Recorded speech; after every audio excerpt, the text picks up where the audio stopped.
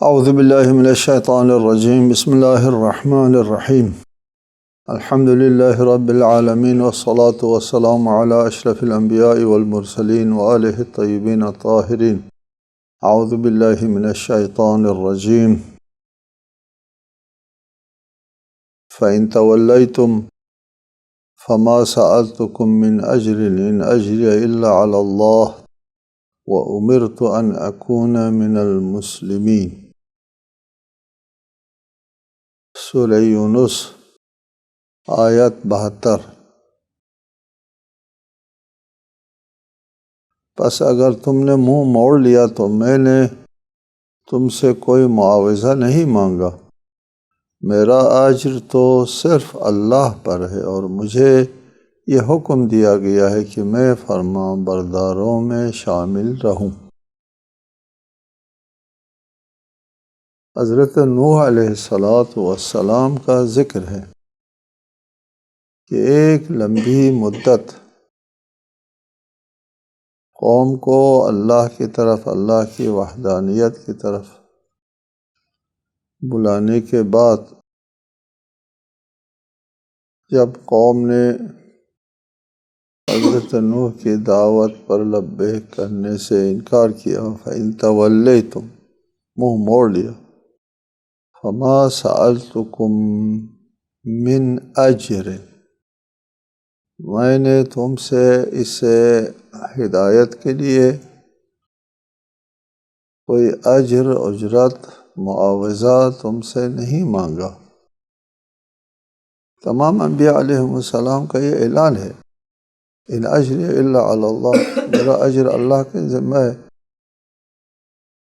تمام انبیاء کا یہ موقف رہا ہے، کسی نبی نے بھی اپنی امت سے معاوضہ نہیں مانگا۔ معاوضہ وہ ہوتا ہے جو مانگنے والے کی مصلحت میں ہو، اس کے مفاد میں ہو، اور دینے والا اپنے مفاد سے ہاتھ اٹھا کر کے دے، اس کو معاوضہ کہتے ہیں۔ ایسا کوئی معاوضہ نہیں مانگا کہ میں تم کو نجات دلاتا ہوں، توحید کی طرف بلاتا ہوں، راہ حق کی رہنمائی کرتا ہوں، اس کے عوض میں تم اپنے مال سے، پیسے سے ہاتھ اٹھاؤ، اپنے مفاد سے ہاتھ اٹھاؤ، میرے مفاد میں ڈالو۔ اس کو کہتے ہیں اجر معاوضہ۔ اس قسم کی کوئی چیز کسی نبی نے نہیں مانگی۔ رسول کریم، رسول ختمی مرتبہ صلی اللہ علیہ وآلہ وسلم کے لیے حکم ایک آیت ہے، قُلْ لَا أَسْأَلُكُمْ عَلَيْهِ أَجْرًا إِلَّا الْمَوَدَّةَ فِي الْقُرْبَى۔ قریبی رشتہ داروں کی مودت کو اجر کے طور پر طلب کیا ہے۔ دوسری آیت نے اس کی وضاحت کی۔ ہم آیہ قربہ کی تفسیر میں نہیں جا رہے،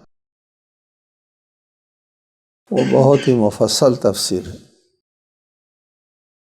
دوسری آیت میں ارشاد فرمایا، قُلْ مَا سَأَلْتُكُم مِّنْ أَجْرٍ فَهُوَ لَكُمْ، کہہ دیجیے جو کچھ میں نے تم سے اجر کے نام سے، معاوضے کے نام سے سوال کیا ہے، وہ خود تمہارے مفاد میں ہے، تو معاوضہ نہ ہوا۔ معاوضہ اس کو کہتے ہیں ان کے مفاد کے خلاف ہو اور لینے والے کے مفاد میں ہو، وہ اپنے مفاد سے ہاتھ اٹھائے اور اس کو دے، اس کو معاوضہ کہتے ہیں۔ جو کچھ مانگا ہے اجر رسالت کے مقابلے میں، اجر کے نام سے، معاوضے کے نام سے مانگا ہے، وہ معاوضہ نہیں ہے، فَهُوَ لَكُمْ، وہ تمہارے حق میں۔ تمام انبیاء کا یہ یکساں موقف ہے، متفقہ موقف ہے، چونکہ الہی پیغام ہے، اللہ کی طرف بلانا ہوتا ہے، اس میں کسی قسم کے مفاد، مادی مفاد، ذاتی مفاد کو کوئی دخل نہیں ہو سکتا۔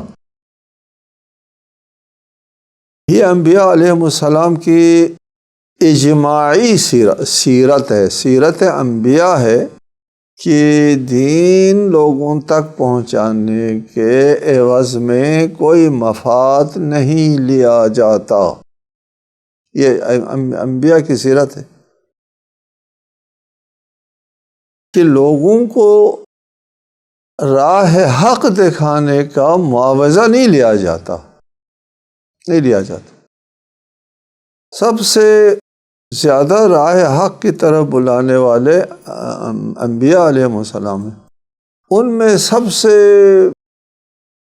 اولو العزم انبیاء جو ہے وہ سر فہرست ہیں اور اہمیت کے حامل ہیں، لوگوں نے نہیں مانگا۔ اصولاً راہ حق دکھانے کے لیے، احکام شرعی بیان کرنے کے لیے معاوضہ نہ لینا سیرت انبیاء علیہ السلام ہے، اجماعی سیرت۔ کسی نے معاوضہ نہیں لیا، معاوضے کی تعریف میں نے کی ہے، معاوضہ اس کے مفاد میں نہ ہو، میرے مفاد میں ہو۔ اگر رسول اسلام نے معاوضہ طلب کیا ہے فَهُوَ لَكُمْ، وہ معاوضہ دینے والوں کے حق میں زیادہ ہے، لینے والے کے حق میں اتنا نہیں ہے۔ انسانی عزت و شرافت اور انسانی کرامت کے اعتبار سے انسان کسی معاشرے میں جاتا ہے، کسی قوم کے پاس جاتا ہے، کسی گاؤں میں، کسی شہر میں جاتا ہے، تبلیغ کرنے کے لیے جاتا ہے، دینی احکام بیان کرنے کے لیے جاتا ہے۔ وہاں پر انسان کو اپنے اللہ سے توقعات سارا وابستہ کرنا ہوگا، لوگوں سے توقعات وابستہ نہیں کرنا ہوگا۔ یہ عظیم تربیت کی بات ہے، انتہائی ضروری بات ہے کہ لوگوں سے توقعات اپنی جو ہے وہ بالکل ختم کرنا چاہیے۔ یہ آپ کی عزت اور آپ کے وقار اور آپ کی شرافت اور آپ کی کرامت انسانی کا تقاضا ہے کہ اس سلسلے میں بہت احادیث ہیں۔ آپ متون احادیث کی طرف رجوع کریں۔ چند ایک حدیث میں لائے ہوں آپ کے لیے۔ ایک حدیث ہے، رأیت الخیر کلہ قد اجتمع فی قطع الطمع عما فی ایدی الناس۔ تمام کے تمام خیر اور بھلائی، رأیت الخیر کلہ، تمام کے تمام بھلائی اس میں ہے کہ جو کچھ لوگوں کے ہاتھ میں جو میل کچیل ہے، پیسہ ہے، مال ہے، یہ اس سے بالاتر ہو جانا۔ قطع الطمع، لالچ بالکل ختم کر دینا، امید بالکل ختم کرنا جو لوگوں کے ہاتھ میں ہے۔ رأیت الخیر کلہ، دیکھو قابل توجہ ہے، خیر یعنی خیر روحانی، خیر مادی، آپ کے لیے مادی برکت بھی اسی میں ہے، آپ کی عزت بھی اسی میں ہے، آپ کی سربلندی اسی میں ہے، آپ کا مادی مفاد بھی اسی میں ہے کہ لوگوں سے بے نیاز ہو جاؤ۔ دوسری حدیث ہے، وَالْيَأْسُ مِمَّا فِي أَيْدِي النَّاسِ عِزٌّ لِلْمُؤْمِنِ فِي دِينِهِ، لوگوں کے ہاتھ میں جو کچھ ہے اس سے بالکل قطع تعلق کرنا، یأس، نا امید، اصلاً توقع نہ رکھنا، کسی قسم کی توقع وابستہ نہ رکھنا، الیاس۔ عز للمؤمن، مومن کی عزت ہے۔ ہم کو کیا چاہیے؟ کروڑوں روپیہ خرچ کرو عزت حاصل کرنے کے لیے، اس کے لوگوں کے ہاتھ میں جو کچھ ہے اس سے بے نیاز ہونے میں مفت میں عزت ہے آپ کے پاس، نہیں عقل سے کام نہیں لیتے، بات سمجھ میں نہیں آتی ہم لوگوں کی۔ عز للمؤمن، مومن کی عزت اسی میں ہے۔ والطمع هو الفقر الحاضر، یہ بھی قابل توجہ ہے۔ طمع، لالچی، کسی کے ہاتھ میں پیسہ ہے وہ مجھے مل جائے، وہ مجھے کچھ دے دے، یہ طمع جو ہے وہ نقد غربت ہے، نہیں کہ طمع رکھنے والا غریب ہو جائے گا، نہیں۔ فقر الحاضر نقد غربت ہے، یہی غربت ہے کہ غریب ہو گیا تو، نہیں۔ جب آپ نے کسی کے ہاتھ میں جو کچھ ہے اس کے ساتھ اپنی توقعات وابستہ کر دیا، آپ غریب ہو گئے۔ هو الفقر الحاضر، نقد غربت۔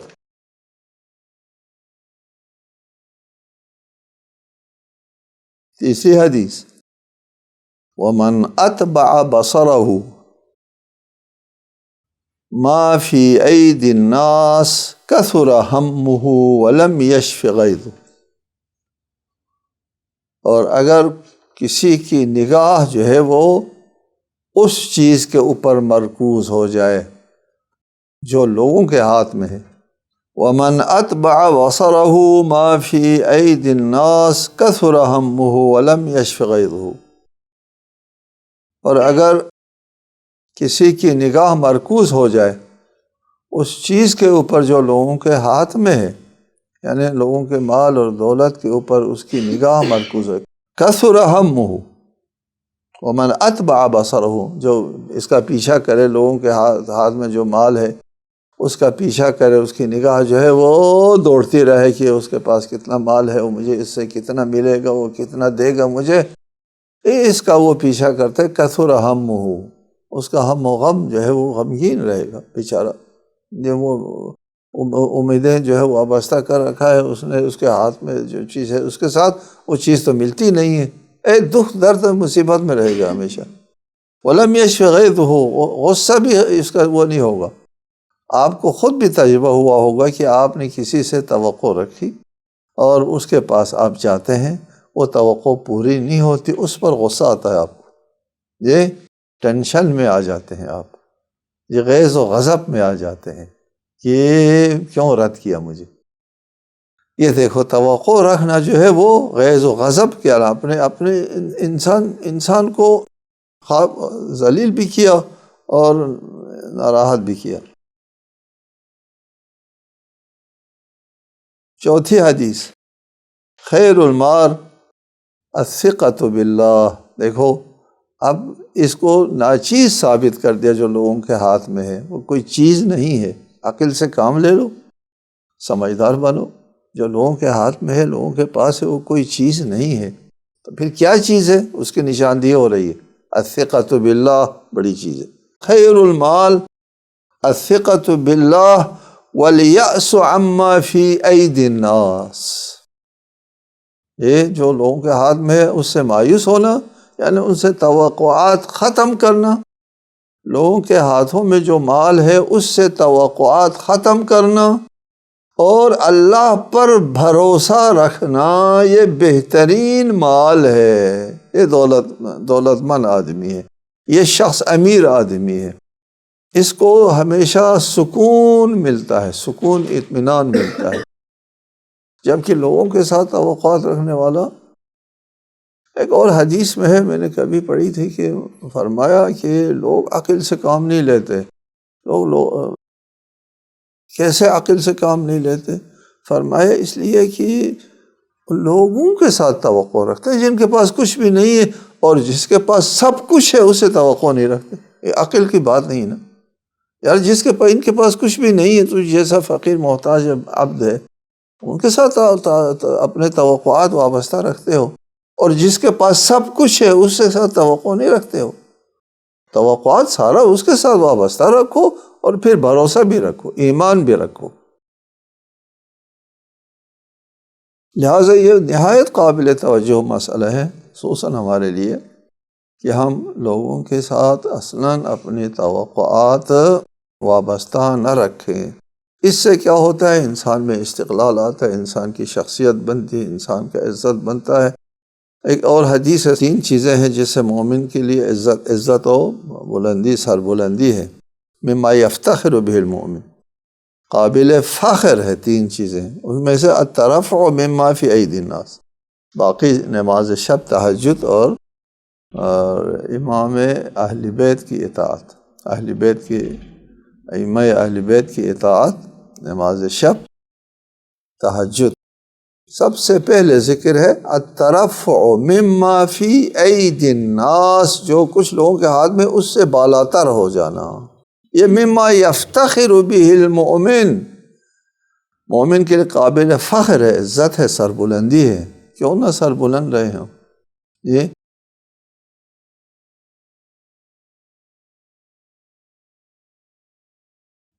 فَإِن تَوَلَّيْتُمْ فَمَا سَأَلْتُكُم مِّنْ أَجْرٍ إِنْ أَجْرِيَ إِلَّا عَلَى اللَّهِ، اللہ کے اوپر ہے اجر۔ وَأُمِرْتُ أَنْ أَكُونَ مِنَ الْمُسْلِمِينَ، مجھے یہ حکم ملا ہے کہ میں فرما بردار بن جاؤں، اللہ کا فرما بردار بن جاؤ، اللہ کی اطاعت کرو، لوگوں کے ساتھ جو ہے کوئی توقعات اپنے وابستہ نہ رکھو۔ یہ ہے درس انبیاء علیہ السلام ہمارے لیے۔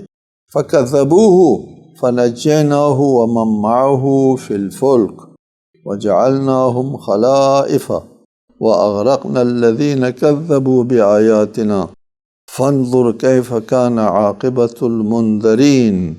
مگر جب انہوں نے نوح کی تکذیب کی تو ہم نے انہیں اور ان لوگوں کو جو ان کے ساتھ کشتی میں سوار تھے بچا لیا، اور انہیں زمین پر جان نشین بنا دیا، اور ان سب کو غرق کر دیا جنہوں نے ہماری نشانیوں کو جھٹلایا تھا۔ پھر دیکھ لو جنہیں تنبیہ کی گئی تھی نہ ماننے پر ان کا کیا انجام ہوا۔ حضرت نوح علیہ السلام کی تکذیب کی قوم نے، تو حضرت نوح کو یہ حکم ہوا کہ کشتی بناؤ، اس قوم کو ہم غرق کرنے والے ہیں۔ حضرت نوح کشتی بناتے تھے۔ اس زمانے میں کشتی سازی کی صنعت جو ہے وہ متعارف نہیں تھی، دنیا کو نہیں پتا کشتی بنائی جاتی۔ تو خشکی پر کشتی بنانے سے لوگ ہنستے تھے، مزاح اڑاتے تھے، استہزاء کرتے تھے۔ بہرحال پھر مقررہ وقت پر طوفان آتا ہے، اس طوفان میں سب لوگ غرق ہو جاتے ہیں۔ حضرت نوح کے زمانے میں آبادی شرق اوسط میں تھی، دنیا میں دیگر علاقوں میں نہیں تھی، پوری روئے زمین پر یہ طوفان آیا تھا۔ یہ قابل بحث ہے۔ بہرحال یہ بات تقریباً مشہور ہے کہ موجودہ نسل جو ہے وہ حضرت نوح کے اولاد کی نسل سے پھیلی ہے، اور باقی ساری دنیا، ساری مخلوقات جو ہے وہ غرق ہو گئی۔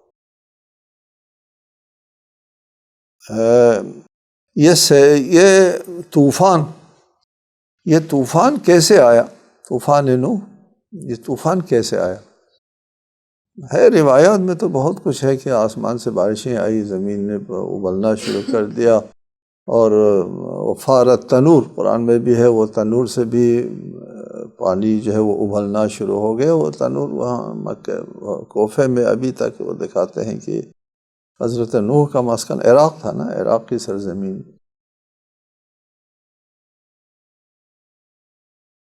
آیت اللہ سید شیخ محمد حسین کاشف الغطاء کا ایک حدث ہے، ایک حدث کہنا چاہیے۔ وہ فرماتے ہیں کہ لگتا ہے کہ آسمان سے بہت بڑا کرہ پتھر، آسمانی پتھر، بڑا پتھر سمندر میں گرا، اور اس سمندر میں بڑا پتھر گرنے کی وجہ سے یہ طوفان آ گیا۔ سمندر کا پانی جو ہے اچھل کر کے خشکی کی طرف آ گیا، سارا طوفان آ گیا۔ یہ ایک حدث ہے، انہوں نے کہا ہے کہ ایک بہت بڑا پتھر آسمان سے۔ یا ابھی ہم نے اپنے معاصر دنیا میں دیکھا ہے کہ سمندر میں زلزلہ آتا ہے، سونامی، زلزلہ آتا ہے سمندر میں، تو پانی میں طغیان آتا ہے، اور خشکی جو ہے وہ اس میں کوئی بھی سبب ہو سکتا ہے۔ اس طوفان کے لیے زلزلہ ہے یا آسمانی پتھر گرا ہے، بہرحال ایک دنیا کی ساری آبادی غرق ہو گئی، اور صرف حضرت نوح، بعض روایت میں کہتے ہیں کوئی 80 افراد تھے حضرت نوح کے ساتھ کشتی کے اوپر، ان کو نجات ملی، باقی سب غرق ہو گئے۔ وَجَعَلْنَاهُمْ خَلَائِفَ، سب کو غرق کر دیا، اور وَأَغْرَقْنَا الَّذِينَ كَذَّبُوا بِآيَاتِنَا، جن لوگوں نے تکذیب کی تھی ہماری نشانیوں کی، ان کو غرق کر دیا، اور حضرت نوح اور ان کے ساتھ جو کشتی پر سوار تھے ان کو جانشین بنا دیا، خلائف، جانشین بنا دیا، یعنی پورے انسانی نسل کو ختم کیا، اور ان کی جگہ اولاد نوح کو آباد کیا روئے زمین کے اوپر۔ اولاد نوح جانشین ہے، اور آج تک اولاد نوح روئے زمین کے اوپر جانشین ہے اور زندہ ہے۔ فانظر کیف کان عاقبۃ المنذرین، دیکھو کہ جن کی تنبیہ کی گئی تھی ان لوگوں نے تکذیب کی، تو پھر ان کا کیا انجام بنا۔ اگلی آیت ہے ثم بعثنا من بعده رسلا الى قومهم فجاؤوهم بالبينات فما كانوا ليؤمنوا بما كذبوا به من قبل كذلك نطبع على قلوب المعتدين۔ پھر نوح کے بعد ہم نے بہت سے پیغمبروں کو اپنی اپنی قوم کی طرف بھیجا، بس وہ ان کے پاس کھلی نشانیاں لے کر آئے، مگر وہ جس چیز کی پہلے تکذیب کر چکے تھے اس پر ایمان لانے والے نہ تھے۔ اس طرح ہم حد سے تجاوز کرنے والوں کے دلوں پر مہر لگا دیتے ہیں۔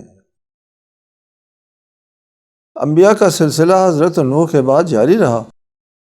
حضرت نوح کے بعد جو لوگ حضرت نوح کے ساتھ نجات پائے تھے وہ لوگ سب مومن تھے۔ پھر مومنین کا سلسلہ، ایمان والوں کا سلسلہ ایک مدت تک تو چلتا رہا، پھر نسل بعد نسل پھر انحراف آ گیا، پھر دوبارہ انحراف آیا۔ اس سے پہلے بھی عرض کیا ہے کہ شروع میں لوگ فطرت کے اوپر قائم تھے، انحراف آیا، حضرت نوح کے زمانے میں شریعت سازی ہو گئی، پھر انحراف آیا، پھر انبیاء مبعوث ہو گئے، انبیاء مبعوث ہوتے رہے، لیکن لوگوں نے ان تمام انبیاء کی تکذیب کی، سب کی تکذیب۔ فجاؤوہم بالبینات، تمام انبیاء بینات لے کر آئے، واضح نشانی دلیل لے کر آتے ہیں۔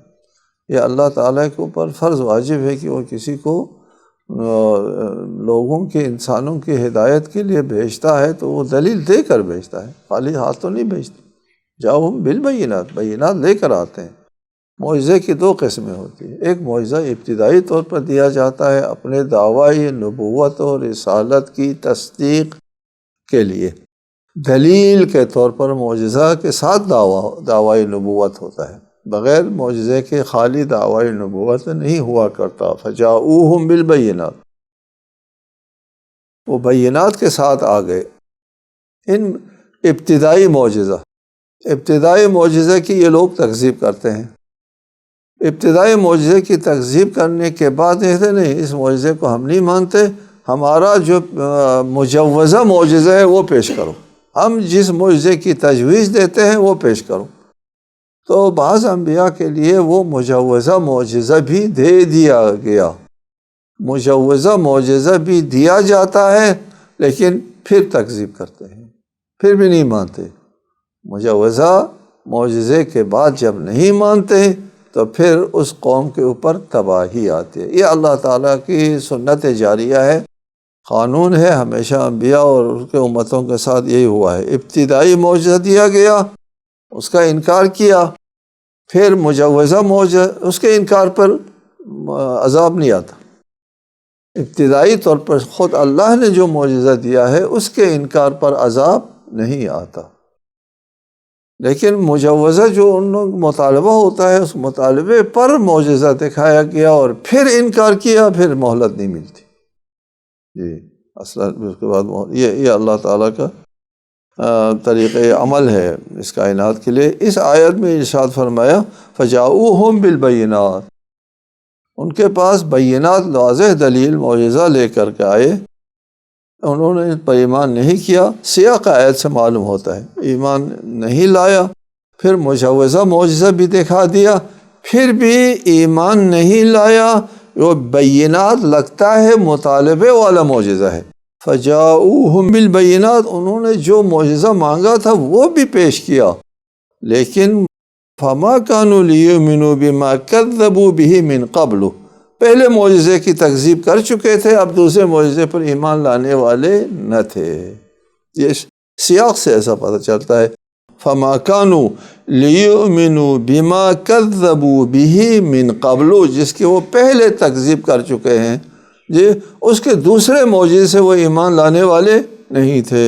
جب وہ دوسرے معجزے پر بھی ایمان نہیں لائے تو اللہ تعالیٰ ان کے دلوں کے اوپر مہر لگا دیتا ہے۔ اللہ دلوں پر مہر لگاتا ہے، اس کی میں وضاحت بہت پہلے مرتبہ کر چکا ہوں کہ جب لوگ قابل ہدایت نہیں ہوتے اللہ ان سے ہاتھ اٹھاتا ہے، ہدایت دینے کا سلسلہ بند کرتا ہے۔ ہدایت صرف اللہ کی طرف سے ملتی ہے، جب اللہ نے ہدایت بند کر دی تو پھر کوئی اور ہدایت لینے کا ذریعہ نہیں ہے، دلوں کے اوپر مہر لگ جاتی ہے۔ اعاذنا اللہ من ذلک۔ السلام علیکم ورحمۃ اللہ وبرکاتہ۔